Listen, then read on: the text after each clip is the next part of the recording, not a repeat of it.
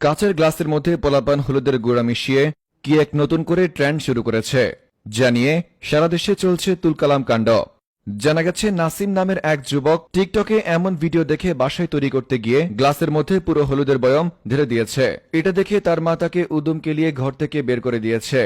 এদিকে সিরাজগঞ্জের সাদিয়া নামের এক মেয়ে হলুদের বদলে মরিচের গুঁড়ো দিয়ে ভিডিও বানিয়ে সেই গ্লাস টেবিলের উপর রেখে চলে যায়।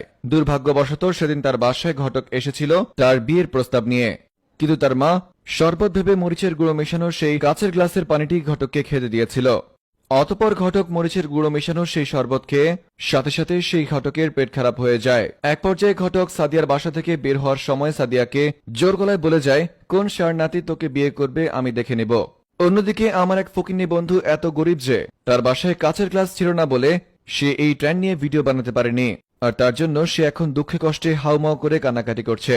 ফেসবুকের এমন অদ্ভুত ট্রেন্ড নিয়ে বিস্তারিত দেখুন রিপোর্টার কাতারে থাকা ভাতারের রিপোর্টে।